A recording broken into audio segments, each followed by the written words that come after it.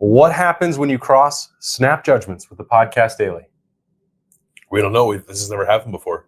I think we'll call it Tuesday Takeaways. Oh. That's Bill Landis. I'm Austin Ward. We have just wrapped up. Pulling back the curtain, we have just seen the final open practice for Ohio State ahead of the Cotton Bowl Friday night against Texas, and some riveting stuff.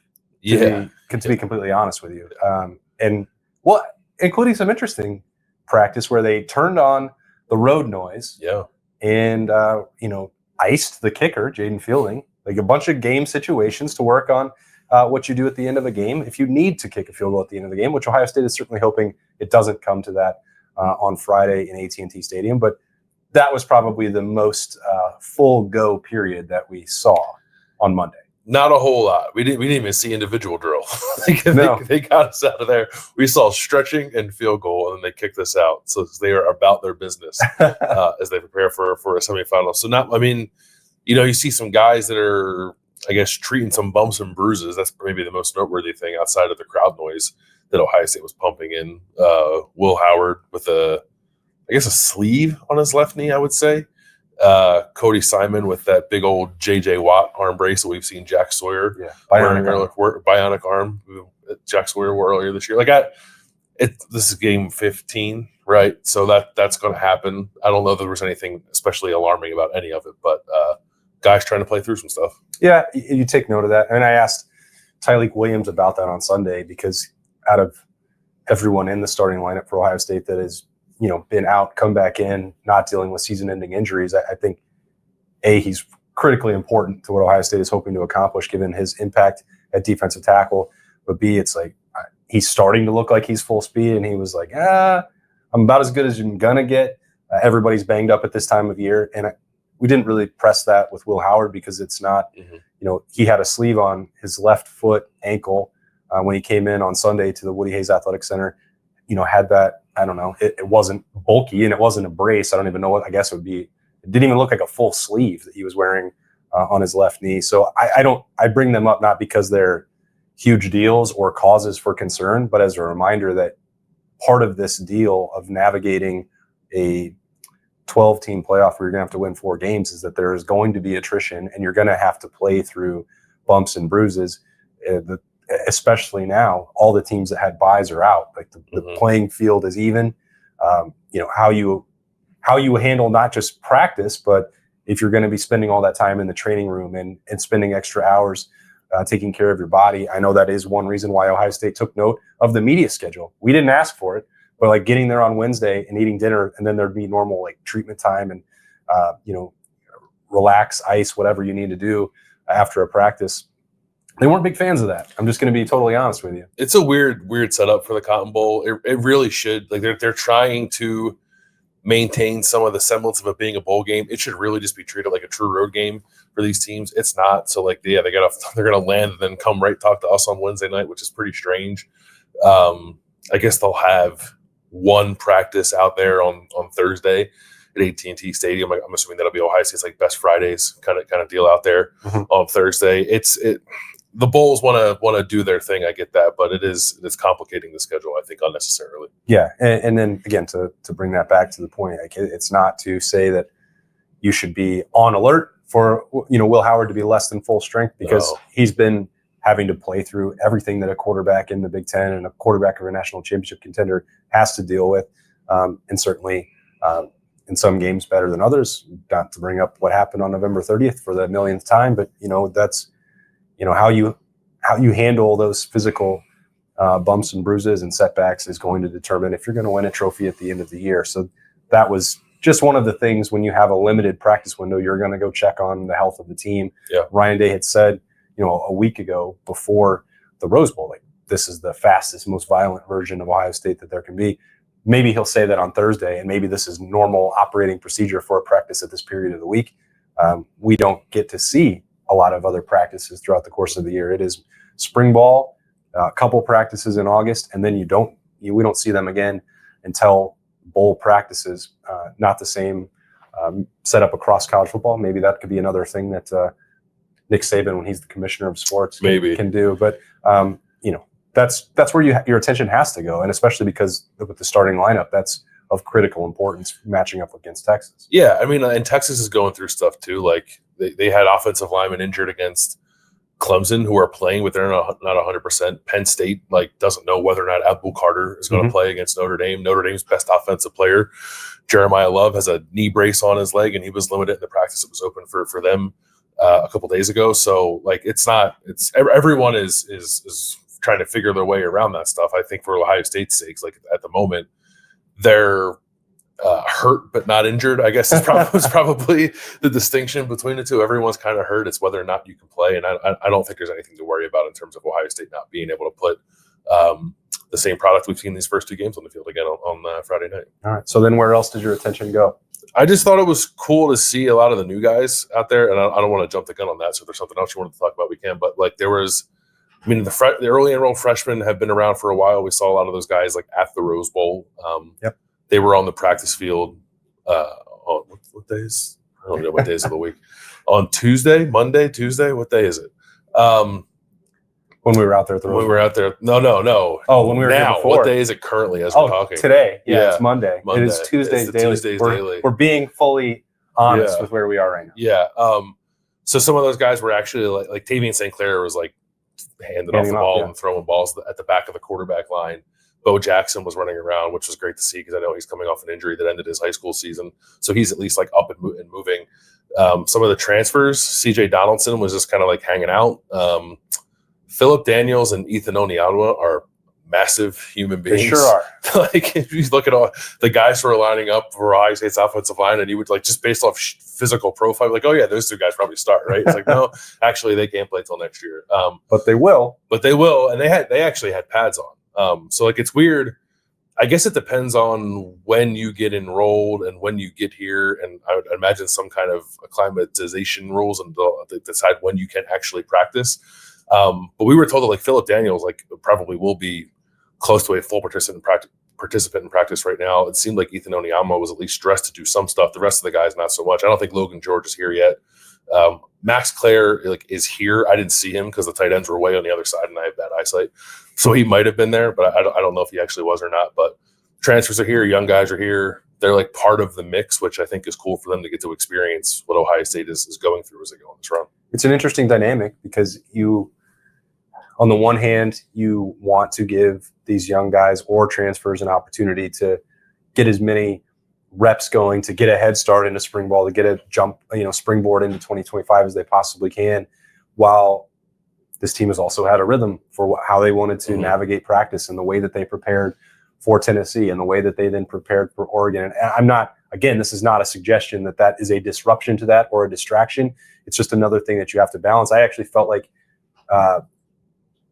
this open viewing period compared to maybe the one before it in the Woody was kind of more energetic. It's the same handshakes, the same stuff from the veterans that you've seen before. That was not different, but I think a little fresh blood out there, and maybe that can fine tune your own attention to detail if you're a veteran and you're teaching a newcomer. Maybe it's the only opportunity if you're a senior. I guess Jack Sawyer would not be a good example for that, but Josh Fryer or Donovan Jackson, maybe these are the only opportunities you have to go actually share a practice field with an incoming guy and impart some wisdom before you leave. Maybe that actually becomes a bigger benefit than any potential risk of distraction that I don't think is out there or cause for concern. Again, just an observation from a practice, but maybe that could be something that enhances the focus. I don't know. That would be, I guess, the best case scenario. That's what you're hoping for. I would imagine it's all benefit. I don't know what the downside of it would be, because it's not like Philip Daniels is going to jump in there and take right tackle reps away from Josh Fryer, right? But what he might be able to do is give, I don't know, Kenyatta Jackson a much better look on some scout team stuff than he might get otherwise. No offense to the reserve offensive lineman at Ohio State, but that's a pretty talented player in Philip Daniels. So, and the young guys, just to see, what the vibe is around the program is just trying to go win a national championship. And you're sort of just along for the ride. You're not really an active participant in it. I can't imagine many of these young freshmen are doing anything in practice other than doing some individual stuff and then watching from the sidelines. But I think that like seeing the mindset, seeing the preparation, seeing how guys are managing the bumps and bruises we were talking about and working through all that will be really beneficial to those guys down the road too, because the hope obviously is that they'll find themselves in a similar situation sooner rather than later. So I think it's awesome. Like I had never, I mean, Ohio State has played this late into the season before, obviously, but at least in 2014 when they went to the national championship game. But this is a new dynamic, I guess, of the expanded playoff, is that guys who do early enroll get to be part of something that just wasn't really on the calendar for them prior to this, which I think will work out well for them. Yeah, the window to do so didn't really exist because of when classes were starting. Mm-hmm. And if you had the old, certainly not in the BCS era and the two teams, you weren't going to be on campus long enough for those early enrollees. And it also wasn't as prevalent then. But even the national title in 2014, right, was like the January 10th or something. Yeah, it was a short time. I mean, I remember a conversation a year ago about Julian saying actually getting to, get out. He enrolled early with Alabama and get on the practice field, but that was just such a short time. It could potentially be, 2 weeks of that you're getting on top of spring ball and winter workouts and mat drills and all those other things. So certainly for those guys that are on campus, that's a big deal. And that is why you've heard Ohio State talk so glowingly about the opportunity that they have when they can get these guys to enroll early. Like, it is a big deal. And it really comes into focus when you don't have that. I'm thinking immediately about Lincoln Kienholz and Brandon Ennis. And then you're playing catch up, and it's not just 15 practices, it's multiple months of things that you've missed in terms of development. Doesn't mean it's impossible, doesn't mean that you can't catch up, but we've talked to both of those players about their experiences doing so and how much they may wish at this point that they had that advantage, which they didn't get.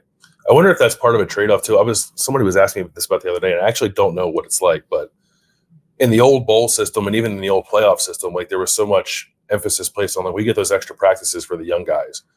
I don't know that that's the case, or maybe the dynamics are different now that you're like, this is a prolonged playoff thing. Like, I don't know that Ohio State is having young guy only practices, which I think was a pretty regular occurrence back in the old bowl days, or even for teams now that weren't in the playoff, right? So if you can't have those kind of practices where you really just like throw your freshmen out there and let them go at it for 3 hours, if you can at least have those guys along for the ride, and like the early enrolled guys, the transfers, like it's not the same thing, but it's beneficial in a different way. So if you're not getting as much of one, at least you're getting some of the other. I think that's a good trade-off. Yeah, I mean, we've definitely heard Ohio State structure, some of the New Year's Six bowl games when they weren't in the playoff is that way. Like, that first week is essentially bonus spring ball. And that's not the way that this team has treated it. They were pretty serious about their business, and they didn't have time to spare because they were getting ready for Tennessee so quickly after Selection Sunday.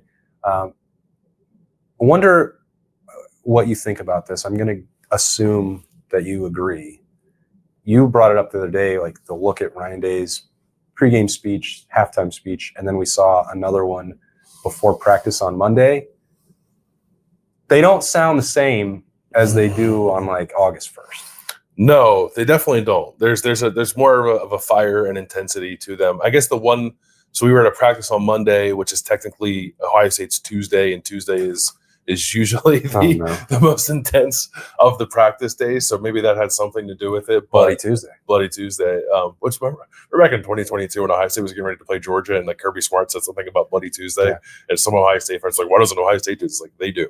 Every team does, and every team calls it Bloody Tuesday. But no, there's a ton of juice from Ryan Day, and I think I think it's obvious what that's born out of. But I agree with you that I don't know that we've seen that from him at the other practices we've been to. Now, the tenor of those practices are much different. It's camp. You're trying to get guys through something that's a bit of a drag, especially as you get closer to the midway point. This is very different, obviously, but I think the energy we've seen the team play with, which has been tremendous in these first two playoff games, is a reflection of the energy and sense of urgency that Ryan Day is bringing, I would imagine, to meetings if he's acting this way before a practice, or what we saw in that video of the pregame speech prior to the Rose Bowl. Like, you need it. A team is always going to be, I think, a reflection of its head coach, and I think Ryan Day is probably hitting the right notes right now. I think the structure of it was interesting because it was those notes were rising in crescendo. Like, we've always seen Ryan Day go out and give, I think, well thought out well-prepared, eloquent speeches and directions to Ohio State. Any time of year, any video you see, any practice we've been to, those are not uncommon. That's a trademark. But it is, okay, he had one of those, which was in mind, and saying, well, every week is a new season, going to do this, going to do that, going to emphasize this to win against Texas on Friday. And then it just kept getting louder and more urgent and more passionate. And I was ready to practice, and I was 40 yards away from him, and I could hear. I'm in boots. I couldn't go out there. Every word. I shouldn't do that. I was, I don't. Just hit me with one of those baseball bats, and let me feel a little taste a little blood in my mouth. I don't know. It just that's the same thing that you've seen now in behind the scenes footage in the locker room, and the level of passion he's bringing. We've made this point a ton, and I think some people got tired of hearing about it, that he was a silent assassin, or the fire inside the competitor in him. We've seen it, and you have to believe it's there because he presents such an even keel mentality outside when they leave the locker room or when he's on the sideline. And sometimes he does that, and sometimes he doesn't. There have been like the penalty earlier in the year where it's like, hey, I think, or asking where Lou Holtz was. I think Ohio State fans prefer to see that, and I would guess that the team likes that too, because if you're going to feed off that energy, sometimes you have to have that. This is a difficult game to play. It is a violent game to play, and it's great to always say you can't get too high and you can't get too low, but man, if you can raise the floor of intensity a little bit, that seems like a pretty good place to be at. I think it's hard to do it like all the time. Like I do think you have to be sort of calculated in how you do it, because I could see if you're that way every day, like we're playing Purdue, guy, like it's 40-0, and then you're acting the same way now that we're like it doesn't land quite the same way. So I actually think Ryan Day has done a nice job of that. That's why I think Ohio State has more or less played well, like in the postseason. It's the preparation too, but I think it's like it's a smart sort of like targeted way of developing the right kind of energy for those games too, and clearly they have it now. And I think part of it, some players were again referencing that those meetings that happened after the Michigan game, and I don't think like the fact that those happened was any sort of indication that things weren't where they needed to be throughout the year, or that things had been like splintering in any kind of way before that game. But then that game happened, and you sort of like need to reset and I think kind of like look each other in the eye and say, like, are we all in this together? Let's get on the same page here and figure out how to attack this like sort of as one. I think they've clearly done that. And it's on the field with their game plan, but I also think it is evident in the way that they are clearly playing for each other, coaches and players alike. Yeah, we're back here in this room in the Woody, where there are pictures of every coach who's ever worked at Ohio State and led Ohio State. And I think about it where the tenor in this building for the previous head coach was always described as 4th and inches every day, all the time, all year round. And I think, to your point, that did lead to burnout, whether that was coaching staff, players, whether that was some flat games when we saw Ohio State lose games that they shouldn't, and sometimes in fashion that they definitely shouldn't have. So I don't say that to suggest that Ryan Day needs to let out the inner beast all the time. But and the way that they've structured the year, if it has been the crescendo and a ramp up to this point, fine. Like that, this is the time of year that you want to be playing your best football. You want to peak in these games that are for a national championship, or to get to a national championship game. Like it should feel like 4th and inches right now, because if you don't get it, the season's over. Right. No, it is 4th and inches now. And maybe there's a conversation to be had with Ryan Day at some point. As much as I don't like the excuse of like he's new to this, and I know Ross Bjork said that when he talked with you on Burr, and some people maybe took that the wrong way, that he's only in his 6th year. There is truth to that I think I don't know when a coach figures out exactly how to run a team or exactly how to strike that balance, right? I mean, maybe you never land that. You're always evolving. But so maybe there's a conversation to be had about this sort of mindset we're talking about, and probably particularly as it relates to one game for Ohio State in the regular season. But there's no doubt about it that Ryan Day, I think finds it in the postseason, and he has found it with this team right now. Yeah, and it may be all tied into the things that we're talking about in this December before classes have started, and when you get to spend nothing but time with your team, and you get to do additional walkthroughs, or when you have as many meetings as you want, where you go on the road and you just have 72 hours to be with your team and focusing on the task at hand. Like, that seems to be when Ryan Day is at his best. I'm sure he would love to be able to duplicate that 365 days a year, or one of those 365 days out of the year more frequently than he has. But, if he does it twice more this year, that seems like it'd be pretty good for Ohio State. I don't think people would hate it. Yeah. All right. What else have you taken note of in these 2 days before you head to Dallas? I don't know. I just think like I would want to like reassure people that, at least from my opinion, I don't from any respect feel like Ohio State is suddenly feeling itself after the way that these first two playoff games have gone, and Texas, try as they might to fill their heads with the so-called rat poison, both media and coaches alike. I just like because I feel like I keep sensing, I got a bad feeling about this. I hope Ohio State doesn't lose like the edge and the urgency like that. I would be shocked if it happened. Like, and Texas is good. Texas can win the football game, but I don't think it would be because of that. I think there's too much has been gained already, and there's still too much on the line for Ohio State to let that mindset that they've been in suddenly slip because they've won a couple of games by a nice margin. I don't think that's what this team is fueled by, as we've said a few times. And having as many seniors and veterans and Ohio State scrutiny, Ohio State media, Ohio State, fans, Ohio State coaches, prepare them at a level where they've done more difficult interviews and faced more challenging questions, I would say, than any other program or any other players in the country, especially for this particular class, which has been through stretches of not accomplishing their goals on numerous occasions. So they're not going to be tricked into saying that they believe that they are tougher than Texas or better than Texas or don't respect Texas or that they hate Quinn Ewers. It's say that with tongue in cheek, but it's also very serious. Like that, this is not the team, even when they have been bursting with confidence at a Jeremiah Smith type level. I don't think it came from anywhere malicious or cocky or distracted or self-absorbed. It was simple statements of fact. And so you can take that at face value too. I think Ohio State absolutely respects the Texas defense.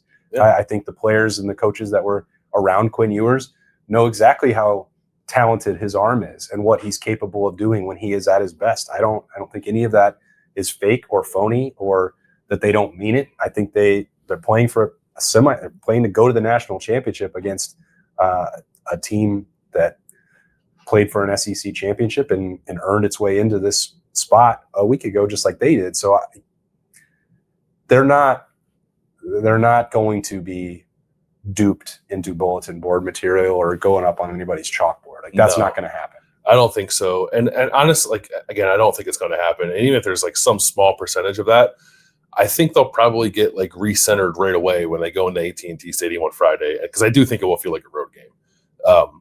I know like Ohio State sold out its ticket allotment of 12,000 or so, and so did Texas. Like, where's the rest of that come from? I bet it's a lot of Texas people. And I know Ohio State fans travel incredibly well. I'm not trying to disparage that, because it's incredibly impressive how well Ohio State fans travel. But this is a car ride for Texas fans, and it's a flight into some potentially gnarly weather in Dallas this week too. So I think that will help. If Ohio State needs any help cultivating that edge, I think they'll quickly find it in that environment. I wonder what it'll be like, because already on Monday got a number of questions about, like, is Dallas worried? Are they going to have to move the game back because of the weather? And like, what does that mean for the crowd makeup? I think it's probably going to be closer to the Rose Bowl distribution. Honestly, that sounds crazy because the game is in Texas. Which was, you say, what, 60-40? I thought it was 65-35. You and I were kind of looking at it and eyeballing it, and it's not an exact science, but I counted all of them, actually. Well, yeah. I trust you. So if you say it was 60-40, I'll roll with you. But in that neighborhood, and I maybe I'll be off base about this. Maybe the travel will prevent travel difficulties could keep Ohio State from getting to that level. But I was told by not a trusted source, told by my wife, who she said she had worked on a story when she was at the Dispatch before the 2014 national championship that the Dallas-Fort Worth area had the largest Ohio State alumni base in the country. And I thought, is that right? I'm not going to question my wife, and I'm not going to question her reporting. So those are two things. They've had pretty good turnouts every time obviously the national championship they did, but like when they played TCU down there, as well. Good Ohio State crowd, and even last year in the Cotton Bowl, pretty good Ohio State crowd. I thought it feels like everyone says that when Ohio State goes to the Fiesta Bowl and we're hanging out at Camelback, and she's like, no, unless it's changed, which I'm sure the demographics of the alumni base haven't changed that dramatically in a decade, although it is possible. Mm-hmm.